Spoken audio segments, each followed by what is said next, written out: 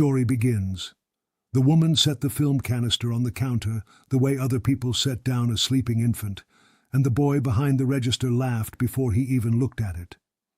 "Ma'am, nobody's developed nitrate like this in 50 years. Whatever's on here is soup by now. Dust. You'd be better off keeping the tin as a decoration." He smiled the easy smile of someone who had never been wrong about anything that mattered. "Honestly, this thing's worthless." The old woman didn't move. She watched him with eyes that were the pale gray of a winter river, eyes that did not blink as often as they should. "You might want to look at the edge code before you tell me it's worthless," she said quietly. "Because officially that film was destroyed in 1979, and so was I." The boy's smile faltered. He looked at her, really looked, for the first time. Who was she? From which city in the world are you watching this story unfold tonight? Drop it in the comments. And if you love stories about people history tried to erase, stay until the end. Because when this young man finally developed that reel, 2 federal agents were standing in his shop within a day, and one of them saluted her on the spot, like she was something holy. What did those 40 feet of film prove she had done? His name was Eli Ransom, and he was 24 years old, and the shop was called Ransom Reel and Repair, though the only ransom in it was him. He had inherited it from no one. He had simply wanted it, wanted the smell of warm dust and machine oil, the soft mechanical heartbeat of a projector pulling film through a gate. He had bought the place at 21 with money from selling his father's truck and a small grant for preserving small-town theaters, and he had spent 3 years learning to be the kind of man who could resurrect a 1937 simplex projector from a pile of seized gears. The shop sat on the main street of a fading mountain town in western Colorado, between a shuttered pharmacy and a laundromat that only half its machines worked in. Eli restored projectors, repaired old cameras, and developed film for the handful of people in 3 counties who still shot it. He kept a small darkroom in the back, red-lit and chemical-sharp, and a hand-built tank rig for motion picture stock that he had assembled from forum diagrams and stubbornness. Most days, no one came in at all. He arrived every morning at 7:14, a number with no meaning except that it was when he arrived. He made coffee black and bitter in a pot older than he was. He wiped down the lenses in the display case, left to right, never circular, because circular left streaks. He checked the developing chemicals, logged their temperatures in a notebook, and waited for the bell above the door to ring. Most days it didn't. He had a routine and a quiet pride in it, and he believed, in the unexamined way of the young, that he understood the things he worked with completely. He could date a film stock by its edge markings, identify a camera by the sound of its shutter, tell you whether a reel had been stored hot or cold by the smell of vinegar coming off it. He was good, and he knew it. And on the gray morning the woman walked in, he was so certain of what he knew that he very nearly threw away the most important object he would ever hold. She came in at 11:09 on a Tuesday. The bell rang, and he looked up from a Bolex he was cleaning and saw an elderly woman move through the door with a strange, conserving slowness. Not the frailty of age, but the economy of someone who had learned, a long time ago, never to waste a movement. She wore a barn coat gone soft and pale at the seams, work trousers, boots crusted with the rust-red mud of the high desert. Her white hair was pulled back tight. Her face was lined and unsoftened, all cheekbone and jaw, and her eyes moved across his shop in a slow sweep that took in the exits, the back door, the window, the boy, in that order, before settling on nothing in particular. She carried a flat metal film canister wrapped in an oilcloth, holding it against her chest with both hands. She set it on the counter without a sound, no clatter, a controlled descent, like someone laying down something fragile or something that might go off. That was the moment he laughed and called it worthless. That was the moment she told him she had officially been destroyed in 1979. He should have laughed again. Instead, something in her stillness stopped him. He reached out and turned the canister under the light. It was old, that was true.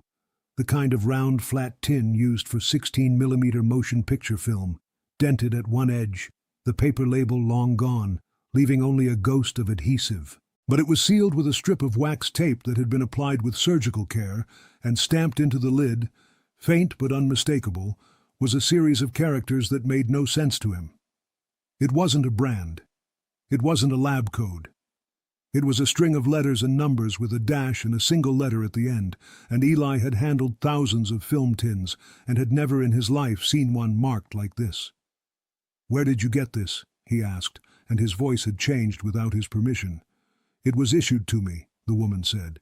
He almost asked what that meant. Instead, he pried up a corner of the wax tape with his thumbnail. Underneath, the film leader was wound tight and dark. He unspooled 6 inches of it into the gray daylight and held it up, 16 millimeter. The edge bore manufacturer markings he recognized, and beside them, hand-scratched into the emulsion with a needle, another set of those same impossible characters. Someone had marked this film twice. Once at the factory, once deliberately by hand. As if to make sure that even if the tin was lost, the film itself would still confess what it was. "This is undeveloped," he said slowly. "You never processed it." "No. It's been sitting 40-some years undeveloped." He looked at her. "If it's nitrate, it should be ash. If it's acetate, it should be vinegar and dust. This—" he sniffed the leader, frowned. "This barely smells at all. How is that possible?" "It was kept cold," she said. "Very cold. Somewhere that does not lose power." She paused. "I am very good at making sure things survive that are not supposed to." He set the leader down with more care than he had set down anything in years, and that's when the morning stopped being ordinary. Eli told her he needed to look something up, and he carried the canister back to his workbench and opened the laptop where he kept his reference databases. Edge code charts, manufacturer date tables, lab identification guides.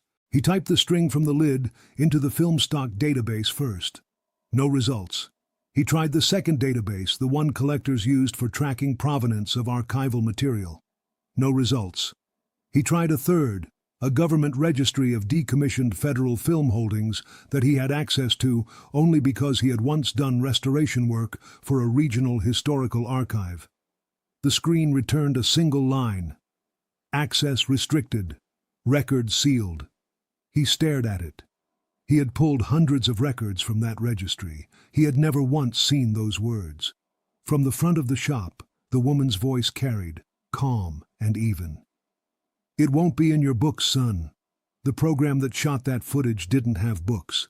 It had a budget line that didn't exist and a name that wasn't real." Eli came back out front. His mouth had gone dry.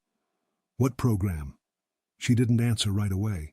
She rolled the edge of the oilcloth between her fingers, an old habit, the kind hands fall into when the mind is far away. "Have you ever heard," she said finally, "of the men and women whose entire job was to make a record that no one would ever be allowed to see?" "No." "Good. That means we did it right." A thin smile, no warmth in it. "Every war has shooters, the kind with rifles, but the things governments do in the dark, the places they go that they swear they never went, somebody has to put those on film, proof, insurance, a record locked in a vault for the day, decades later, when a president needs to prove what really happened in a room that officially never existed." She tapped the tin.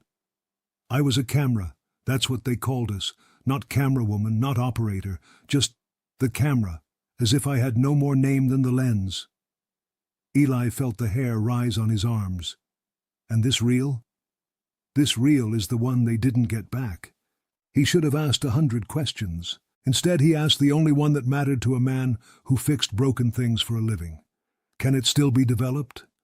"That," she said, "is the only reason I came to you. The others I went to said no. You're the third town this month." Outside, a car slowed on the empty main street, paused at the curb across from the shop, and then drove on. Eli didn't notice, but the woman did. Her head turned toward the sound with a mechanical precision, tracked the vehicle the length of the window, assessed it, and returned to neutral. None of it registered on her face. "I can try," Eli said. "Hand-developing 40-year-old motion stock, the odds are bad. The emulsion could lift. The whole thing could come apart in the tank. If I push the chemistry wrong, I'll burn whatever's on there to black." He swallowed. But if it was kept cold the way you say, there's a chance. A real chance. How long? Hours. I'd have to mix fresh chemistry, bring everything to temperature slowly. I can't rush it. He hesitated. Why now? You've had this thing for over 40 years. Why develop it now? The woman looked at him, and for the first time something moved behind the river-gray eyes. Because the people who would have killed me for it are finally dying of old age, she said. And because the men who ran the program, the ones who signed the orders, who sent us into those rooms, they're going into the ground one funeral at a time, and they are taking the truth down with them. I am the last one who was there. When I die, the only record that it happened at all is sitting in that tin. I'd rather it be seen than buried with me. She gave her name as Marguerite. Not Marguerite something. Just Marguerite, the way the woman in the gun shop had been just Ennis, the way people are when half their life was spent being someone else. Eli locked the front door, flipped the sign to closed at 11:40 in the morning, and carried the canister into the dark. The next 4 hours were the strangest of his life. He mixed developer by hand, watching the thermometer like it was a heartbeat. He spooled the fragile film onto the reel in total darkness by feel alone, his fingertips reading the perforations, terrified that one wrong tug would crack the brittle base. He agitated, drained, fixed, washed, his breath loud in the red-lit room. And the whole time, Marguerite sat on a stool in the corner, perfectly still, and told him things. She told him about a tarmac in a country she was still not permitted to name, where she had filmed crates loaded onto planes that flew with their markings painted over. About a hotel room in a divided city where she had hidden a camera in a hatbox and filmed 2 men shaking hands who, according to every newspaper in the world, were sworn enemies. She used words that did not belong in the mouth of an old woman in a Colorado darkroom. Asset, exfil, compartmented. She said them the way Eli said developer and fixer, as the simple vocabulary of a trade. Why film? He asked once in the dark. Why not just? Because film can't be edited the way a digital file can, she said. Because the grain is a fingerprint. Because a negative is a physical fact, and physical facts are harder to deny than a story. The men who sent us wanted proof they could hold in their hands. They just never wanted anyone else to be able to hold it too. A pause. That reel in your tank was supposed to come home in a diplomatic pouch in the spring of 1979. The courier carrying it did not come home. Neither did I, officially. What happened to you? For a long moment she said nothing, and the only sound was the slosh of chemistry against metal. There was an operation that went wrong, she said at last. Not the filming, the getting out. We were 3, a handler, a courier, and me. We were ambushed at the border crossing. The handler died there. The courier was taken, and the diplomatic pouch with him, except the most important reel, the one I had switched out the night before because I had a bad feeling, and that reel was taped to the inside of my own jacket against my ribs. Her hand moved, unconsciously, to her left side, pressed flat against it for a moment, then dropped away. I was shot crossing the river. I went under. They counted me among the dead because a body was found 2 days downstream wearing my coat. It wasn't me, but it had my coat on it, and that was enough. There's a star carved on a wall in a building in Virginia for people whose names can't be written, and one of those stars is mine. They put it there in 1979 and have walked past it for 46 years thinking I was under the ground. Eli's hands had gone still over the tank. When I finally got out, Marguerite went on, months later, half dead, the program was already being shut down. And a dead operative is a clean operative, no testimony, no loose end. If I surfaced, I was a problem to be solved. So I let the dead woman stay dead. I took a name off a headstone in a town nobody cared about, and I disappeared into projection booths and camera shops because the only thing I knew how to do was film, and the dark felt like home. She looked at the red light. I have spent 46 years being nobody. I am very, very good at it. The wash cycle finished. Eli's pulse was hammering. He lifted the developing reel from the tank, and in the dim red glow he could see it. Image, not fog, not black. The emulsion had held. 46 years, and it had held. "It's there," he whispered. "Marguerite, it's there. There's an image." He hung the film to dry, foot after foot of it, and when at last he could thread it through the small viewer he kept on the bench, he leaned in, and Marguerite rose from her stool and stood behind him, and together they watched 40 feet of light that had been waiting in the dark since before either of the program's directors was dead. The footage was silent, grainy, the color faded to the amber and bruised blue of old film. A room, a long table, men in suits and men in uniforms, papers being signed, a map on the wall with arrows on it, and then a face turning toward the hidden lens, a face Eli did not recognize but Marguerite clearly did, because her breath caught for the first time all day. "That's the meeting they said never took place," she said softly. "That's the morning everything they spent the next 20 years denying was decided. That's why they wanted every frame back. That's why a man died carrying the pouch. And that—" Her finger came up, trembling slightly, and pointed at a figure in the corner of the frame. A tall man in a general's uniform is a man who is currently a very respected name in the history books, a man with a library named after him. Eli felt the cold run all the way down his spine.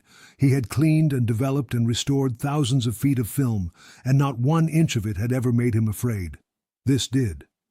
"What do we do?" he said. That was when his phone buzzed on the workbench. He looked at it.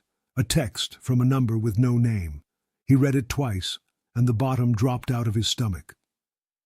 "Who submitted record inquiry on sealed holding this morning? Respond immediately." He turned the screen toward Marguerite. She read it without expression. "You triggered it," she said quietly, "when you searched the registry. The sealed records have a tripwire.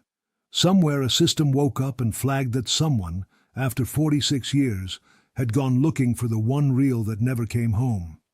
She almost smiled. "I didn't know if it still worked. Now we know." "You wanted it to," Eli said, understanding all at once. "You knew it would trip an alarm. That's why you needed me to search." "I needed a witness," she corrected. "Someone outside the program, someone who would put the inquiry on a record, develop the film, and be able to say, under oath, if it came to that he saw it with his own eyes before anyone could make it disappear. A dead woman's word means nothing. A dead woman's word, plus a living man who held the negative in his hands, plus an electronic record that the search happened. That is harder to bury." She looked at him steadily. "I'm sorry. You're a witness now. There's no taking that back." The phone buzzed again. "This is a matter of national security. Provide location and identity of individual in possession of holding. Compliance is not optional." And then a third time, before he could even set it down. "Personnel en route to your location. Do not destroy material. Remain on site." Eli's hands were shaking. He pressed them flat against the workbench to stop them, the same instinct that makes a man hold still in front of a wild animal. "They're coming here. How are they already?" He looked up. "How long do we have?" "Not long," Marguerite said. She was already moving, with that same terrible economy, unscrewing the take-up reel from his viewer. "Long enough to do the one thing that matters." She began winding the developed film carefully back into a fresh, clean reel. "We make copies, right now. As many as your equipment can make in the next 20 minutes. The negative is one object. One object can be seized, lost, declared a forgery, made to vanish in an evidence locker. But a dozen copies scattered, mailed, uploaded, that is a fire you cannot put out by stamping on one ember." "I have a film scanner," Eli said, already lunging for it. "It's slow, but it's good. I can digitize the whole reel. I can have it on 3 drives and in the cloud before they get here." "Then do it. And son—" She caught his sleeve, and her grip was startlingly strong. "Whatever you scan, send it somewhere you do not control. An email to yourself, an archive, a journalist if you know one. The moment it exists in a place you cannot be ordered to delete, you are safe. Until then, you are the only obstacle between them and the dark, and obstacles get removed." He scanned. God, it was slow. The scanner crawling frame by frame, the progress bar inching across the screen while his heart tried to climb out through his throat. He copied the file to 2 external drives. He uploaded it to a cloud account. He emailed it to himself, to the regional archive he'd worked for, and to a former professor in Denver who taught film preservation, with a subject line that just said, "Please keep this safe, I will explain." The upload bar crawled. 40%, 60. Tires crunched on the gravel of the empty street outside. 80%. A vehicle door and another. The unmistakable cadence of two people walking with purpose toward a door. 95. Upload complete. The bell above the front door did not ring because the door was locked, but a fist knocked on the glass with 3 slow, even, patient strikes, the knock of people who knew the door would be opened, because they had never in their professional lives encountered a door that stayed shut. "Let them in," Marguerite said calmly, settling the reel into its tin and pressing the lid down. "It's done. Whatever happens to this reel now, the truth is already out of the room. They're too late and they don't know it yet." She straightened her coat, squared her shoulders, and for just a moment the old camera operator in the barn coat was gone, and someone else stood in the darkroom doorway. Someone who had walked into 100 rooms more dangerous than this one and walked out of most of them. "When they ask you questions, tell them exactly what you saw. The film, the search, the footage. Nothing more, nothing less. The truth is the only thing they can't twist." Eli walked to the front of the shop on legs that didn't feel like his own and unlocked the door. 2 of them came in, a man and a woman, both somewhere in their 40s, both dressed in the flat business casual that fits no actual occupation, both moving with the same unhurried scan of the room that Marguerite had done 4 hours earlier. Exits, back door, window, then the people. The man's eyes went straight to the canister on the counter and stopped there, and something flickered across his face before he smoothed it away. "Afternoon," the woman said pleasantly. "We're looking for whoever ran a records inquiry this morning on a sealed federal film holding." Eli's mouth opened. Nothing came out. The man's gaze moved off the tin and found Marguerite, standing quietly by the darkroom door in her barn coat, white hair pulled back, an old woman of no consequence. His eyes started to slide right past her, and then snagged, came back, narrowed. Eli watched the man's whole posture change by degrees, the way a man changes when he realizes the ground he is standing on is not what he thought it was. "Sir," the woman was saying to Eli, "we'll need you to hand over the material and provide—" "You're not taking anything," Marguerite said. Her voice was quiet, but it cut through the room like a blade through silk. There was command underneath it now, an authority that did not request and did not explain. The woman barely glanced at her. "Ma'am, this is a federal matter. I'm going to ask you to step outside." Marguerite did not step outside. She took one slow step forward instead, into the light. "Sealed holding designation ending in the letter that they only used for the one program nobody is allowed to name," she said. "Shot spring of 1979. Lost in transit at a border crossing, along with 2 of the 3 people carrying it. You've read the after-action report. You've read the part where the 3rd one, the camera, was recovered dead downstream." She tilted her head. "Read it again. They never recovered me. They recovered a coat." The man had gone very still. "What was your designation?" he asked, and his voice had dropped to something careful, almost reverent. Marguerite looked at him for a long moment. "Sparrow," she said. "I was Sparrow." The temperature in the room seemed to fall 10 degrees. The woman stopped moving entirely. The man's hand twitched at his side, rose an inch toward his chest as if to remove a hat he wasn't wearing, and then he caught himself and let it fall. "That's not possible," he said softly. "Sparrow died in 79. There's a star on the wall. He stopped. "I've stood in front of it. They read the citation every year, and they never say the name because there is no name to say." "There's a name," Marguerite said. "You're looking at it." She reached into her coat, both agents tensed, hands drifting toward their hips, and withdrew, slowly, with 2 fingers, not a weapon, but a small, brittle, water-stained photograph. She laid it on the counter. 3 young people on a tarmac, squinting into hard sunlight, a camera bag over the shoulder of the one in the middle, A woman with sharp cheekbones and pale eyes and a barn coat. That's the team. That's the morning we shipped out. The handler on the left went into the ground at the border. The courier on the right died in custody 3 weeks later. We know that now. The records came out a few years ago. Her finger touched the figure in the center. That's me. 46 years ago. Before your country decided it was cleaner if I'd never existed. The man picked up the photograph as if it might dissolve. He looked at it. He looked at her. He looked back at it. What do you think he did next? Drop a comment with your guess before you read on, and if a story about a person the world tried to erase is the kind of story you want more of, this is the moment to subscribe. Because what the agent said next, Eli would remember for the rest of his life. Jesus, the man whispered. It's you. It's actually you. The woman beside him had pulled out her phone and was speaking into it low and fast, stepping toward the back of the shop, but her voice carried in the silence. Yes, sir, Sparrow, alive. Confirmed. I'm looking at her. The reel is here. It's been developed. There are copies. The witness made copies before we arrived. A pause. Yes, sir. I understand. Yes. She lowered the phone slowly. Her face had changed. The official mask was gone, and underneath it was a kind of awe she clearly didn't know what to do with. They want to bring you in, she said to Marguerite. Secure facility. Immediate debrief. No, Marguerite said. Ma'am, I did not climb out of a river with a bullet in my side and stay dead for 46 years so that I could finally surface and let you make me disappear a second time. Her voice never rose. It didn't have to.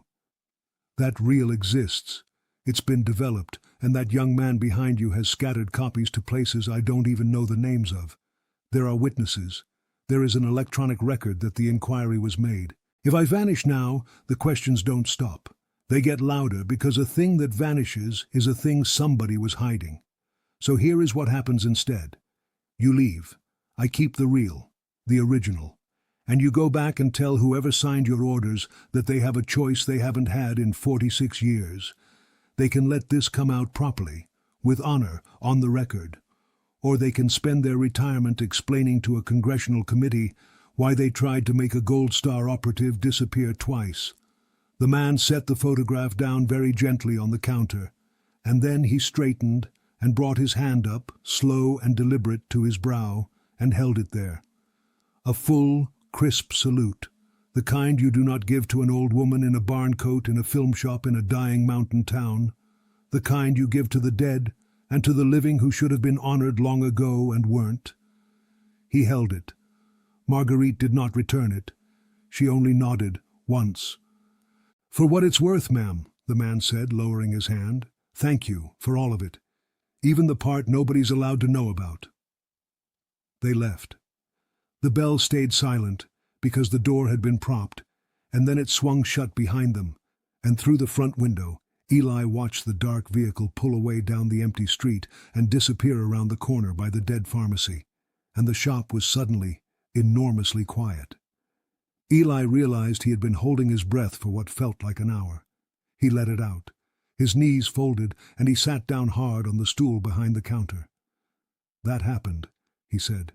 That actually happened. Marguerite was looking at the photograph on the counter, at the 3 young faces in the hard sunlight. It happened a long time ago, she said. Today was just the part where somebody finally believed it. His phone buzzed. He flinched. But it wasn't a threat this time. It was an email bouncing back, an automatic reply from his old professor in Denver, who happened to also sit on the board of a National Film Preservation Foundation, and the reply said only, Eli, call me the second you get this. Do you have any idea what you've sent me? Is this real? He showed it to Marguerite. She read it, and for the first time all day she laughed. A short, rough, unused sound, like a hinge that hadn't turned in years. The weeks after did not move the way Eli expected. He had imagined either men in dark cars coming back to make him disappear, or nothing at all. Silence, denial, slow erasure. What actually happened was slower and stranger, and, in the end, larger than he could have planned. The professor called a journalist. The journalist carefully, over many weeks, called people in Washington and asked questions that, it turned out, several people had been quietly waiting decades for someone to finally ask. The footage was authenticated, the grain, the edge codes, the stock, all consistent with a 1979 production that officially never occurred. The figure in the corner of the frame, the general with the library named after him, was identified beyond doubt. And somewhere in a building in Virginia, men who had spent their careers protecting the smooth surface of the official story realized that the surface had cracked, and that the crack could not be sealed by removing one old woman and one young man, because the thing underneath was already out and breathing. So they did the only thing left. They chose, as Marguerite had predicted, to let it come out with honor rather than have it dragged out in disgrace. The declassification was partial and careful, and came on a gray Tuesday morning in the form of a brief, bloodless press release acknowledging the existence of a limited intelligence documentation program operating between the early 1960s and 1979, and announcing that certain personnel records, long sealed, were being reviewed for recognition. The press release did not name Sparrow, but a footnote in it referenced a hearing, and the hearing referenced a name, and the name was read aloud for the first time in 46 years, in a wood-paneled room in front of cameras. Margaret Eleanor Vance, Operational Designation Sparrow, Intelligence Documentation Officer, listed as killed in action in the spring of 1979, now confirmed living. Eli was called to testify. He drove east, sat in a hotel near the Capitol the night before, and didn't sleep, and in the morning walked into a hearing room smaller than he'd imagined, and took an oath with his hand shaking, and told them, simply, the truth. The woman who came in. The reel he was sure was worthless. The search that returned a sealed record. The footage that should have been ash and wasn't. The copies he made with tires crunching in the gravel outside. He brought a drive. He brought the original tin, which Marguerite had asked him to surrender to the record when the time came. He set it on the table, and the room went very still around this small, dented circle of metal that had outlived the courier who died for it, and nearly outlived the woman who carried it across a river. When he finished, an old man in the second row, a man Eli didn't know, in a jacket with patches Eli didn't recognize, was wiping his eyes with the back of a trembling hand. Marguerite testified last. She wore a plain dark coat instead of the barn coat, and her white hair was pulled back the same as always, and she moved with the same conserving economy, but something about her had changed in the weeks since the darkroom. Her shoulders sat differently, as if a weight that had pressed on them for 46 years had finally been set down. She confirmed her name. She confirmed her designation. She described, in the flat, unhurried voice of someone reading coordinates, what the program had done and what it had cost, and how a body in a borrowed coat had been buried under a star with no name, while she walked out of the dark and into a projection booth and stayed there for the better part of half a century. "Why come forward now?" the committee chair asked gently. "Because the men who could have killed me for it are dying of old age," Marguerite said. "Because the truth was going into the ground one funeral at a time. Because there is a young man in Colorado who developed a piece of film everyone told him was worthless, and proved that some things survive in the dark if you keep them cold enough and care enough." She paused, and the flat voice cracked, just slightly, on the last of it. "And because I am tired, I am so tired of being nobody, I would like, before the end, to be a person with a name again." The room was silent, and then, in the second row, the old man with the unfamiliar patches stood unsteadily and brought his hand to his brow, and beside him another old man stood and saluted, and then a row of them, and then it was the whole room, every veteran in it on their feet with their hands raised, and then the committee members rising too, not saluting but standing, because standing was the only thing they had to give. Marguerite sat in the witness chair and did not return the salute, only let her gaze move slowly across the faces, recognizing here and there a man she had once known when they were all young and the world was on fire, and she nodded, once, the way she had nodded to the agent in the shop. Eli watched from the back and found that he was crying and did not particularly care. He drove home 3 days later. The shop looked exactly the same. The dead pharmacy on one side, the half-working laundromat on the other. The smell of warm dust and machine oil when he unlocked the door at 7:14 in the morning. But it felt different. The way a room feels different after something true has happened in it. The footage went to the National Archive, and from there eventually to a documentary, and the documentary opened with 40 seconds of grainy amber light, a long table, men in suits, a map with arrows, a face turning toward a lens that was never supposed to be there. At the end of the credits, in small white letters, 2 names appeared. The operative who shot it, Margaret Eleanor Vance, designation Sparrow, and the man who, 46 years later, refused to believe it was worthless and developed it in a hand-built tank in a town nobody had ever heard of. Marguerite came to the shop one last time, near the end of the autumn. She brought nothing wrapped in oilcloth this time, only herself, and she stood for a while looking at the framed photograph Eli had hung behind the counter, the 3 young faces on the tarmac squinting into the sun.